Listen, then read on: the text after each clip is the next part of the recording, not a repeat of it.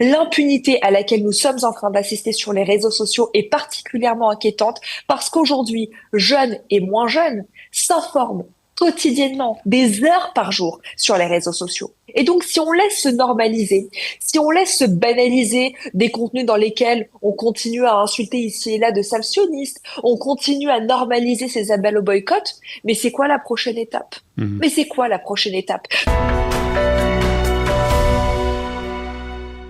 Et depuis plusieurs semaines, les actes et les polémiques à caractère antisémite se succèdent en France avec des lieux de mémoire qui sont dégradés, des objets religieux qui sont visés, des artistes juifs sont pris à partie et sur les réseaux sociaux, certaines personnalités font l'objet de véritables campagnes de désignation. Alors, est-ce qu'on assiste aujourd'hui à un nouveau cap dans la banalisation de l'antisémitisme en France? C'est ce que nous allons essayer de comprendre avec notre invité ce matin, Shannon Seban. Shannon, bonjour et merci d'être avec nous.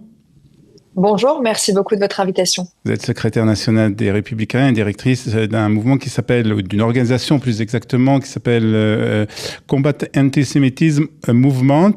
Alors on va parler justement un peu de tous ces actes. Il y en a eu plusieurs malheureusement cet été. Quand vous regardez ce qui s'est passé depuis le début de l'été, est-ce que vous avez le sentiment d'une augmentation des actes antisémites et surtout d'une certaine banalisation de comportements qui aurait provoqué beaucoup plus de réactions il y a encore quelques années?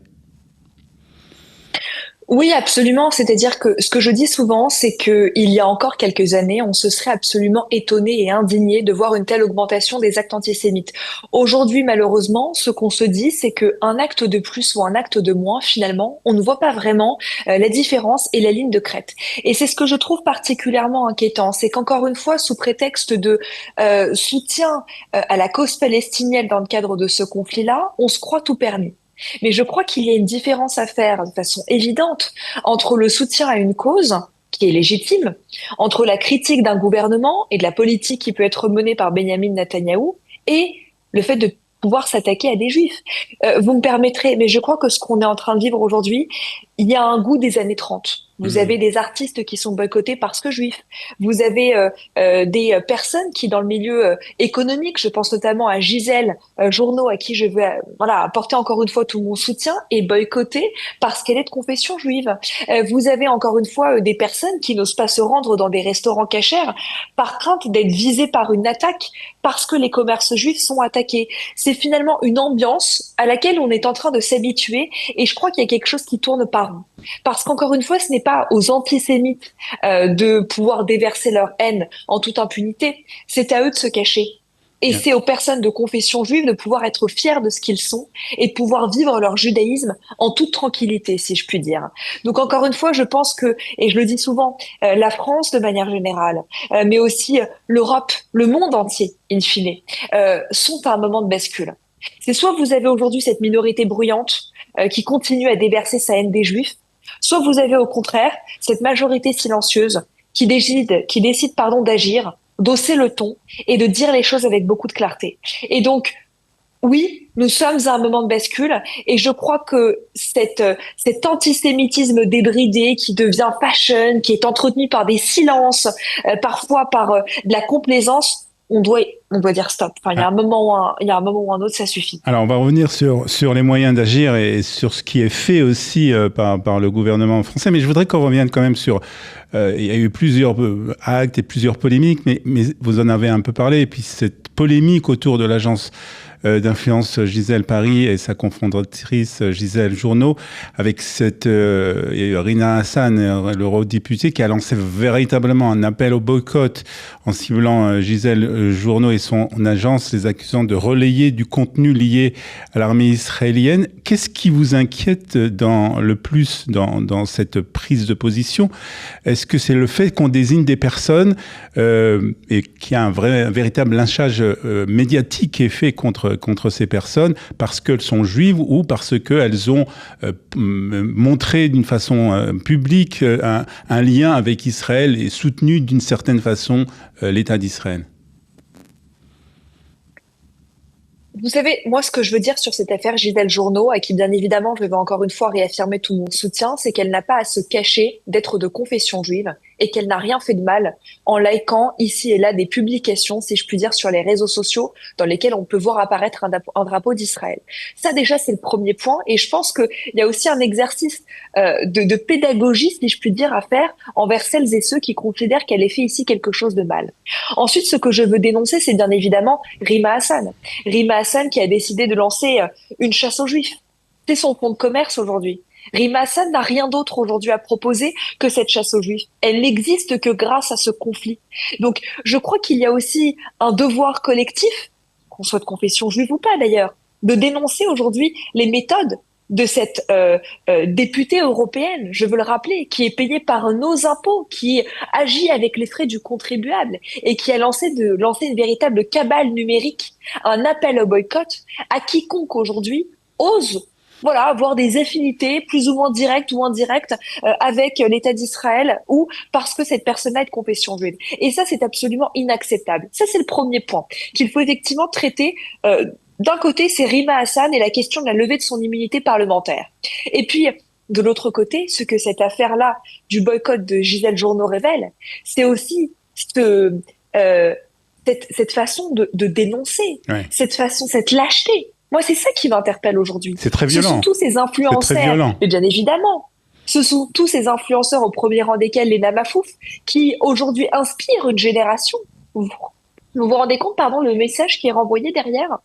Le message qui est renvoyé par cet influenceur, Lena Mafouf, qui a des millions de followers sur les réseaux sociaux et qui décide de lâcher son amie d'enfance, qui est Gisèle Jourdneau. Parce que il est un peu plus juteux d'aller lâcher les sionistes, d'aller lâcher les personnes de confession juive. Mais c'est quoi le message? C'est ça aujourd'hui l'amitié?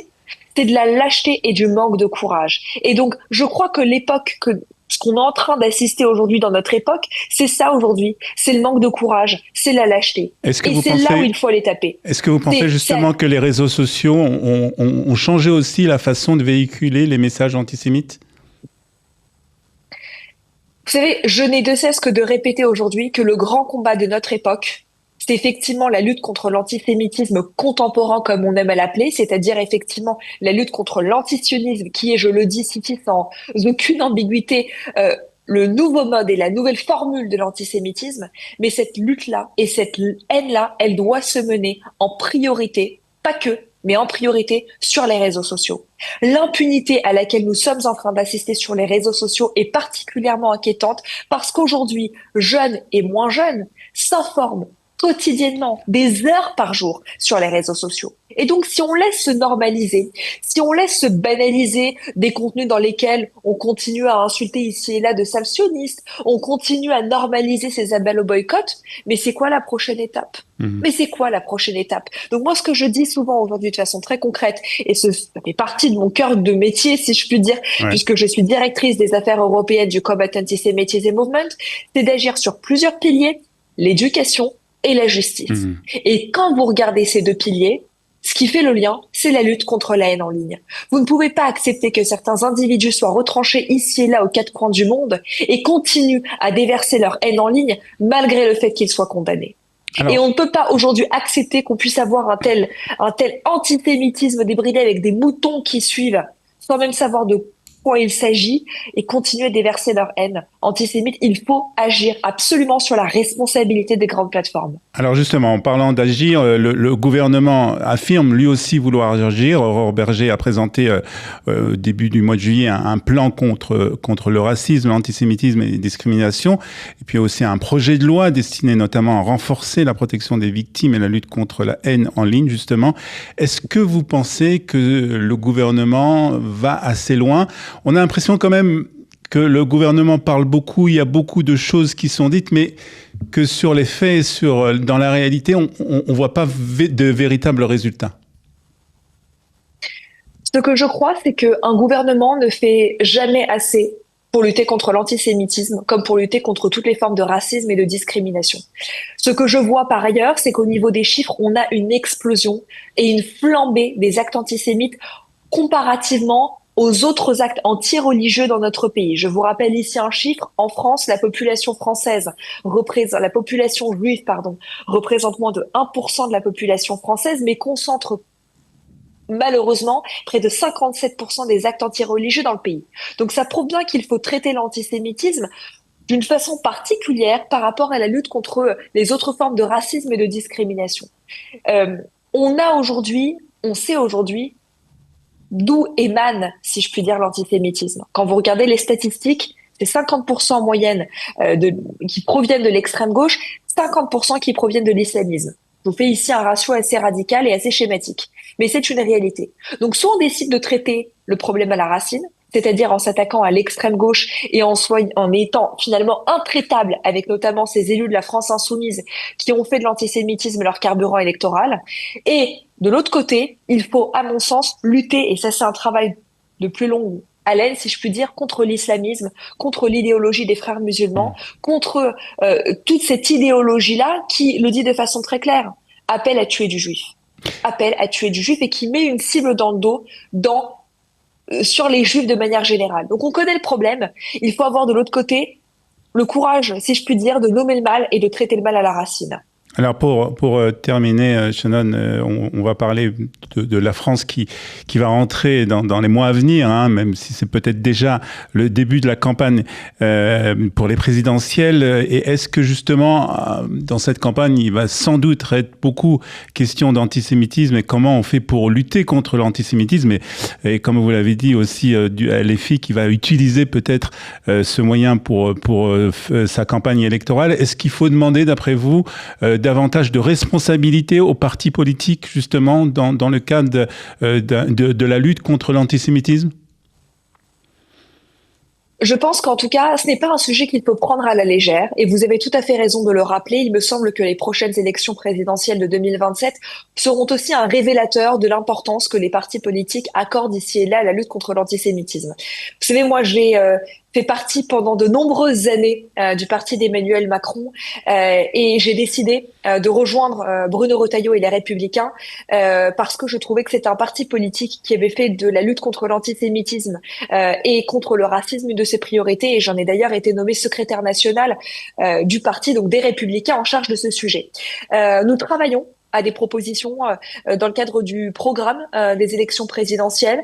On prend ce sujet très au sérieux et je pense que il va falloir en tout cas que nos propositions soient à la hauteur du drame que nous sommes en train de vivre dans le pays.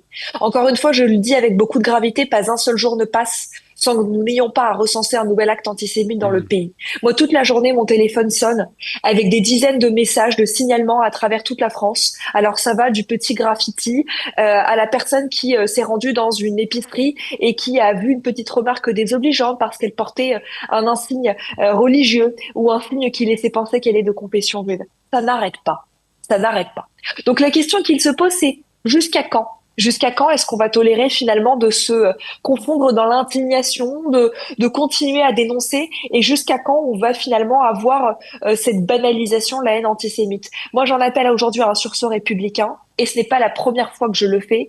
J'appelle à ce que la lutte contre l'antisémitisme devienne une grande cause nationale, qu'on y mette les moyens humains, que ce soit sur la lutte contre la haine en ligne, mais aussi les moyens financiers. Sans cela, nous n'arriverons pas à atteindre nos ambitions. Il faut se donner les moyens. Et se donner les moyens, c'est oui, prendre des décisions courageuses et qui implique de dire qu'aujourd'hui, on ne pourra pas avancer sur aucun autre sujet, que ce soit l'éducation, la sécurité, la santé ou autre, si nous n'arrivons pas à refaire nation. Et il me semble que notre pays aujourd'hui est à un moment de bascule, c'est-à-dire que soit nous décidons de refaire nation, de retrouver cette identité républicaine, soit nous décidons de refaire collectif pour pouvoir ensuite avancer sur les autres sujets, soit il sera trop tard. Très bien, merci beaucoup Shannon pour cette analyse et pour ces explications. Et puis merci d'avoir été avec nous sur Studio Qualitas ce matin. Bonne journée et Boker Tov. Merci à vous.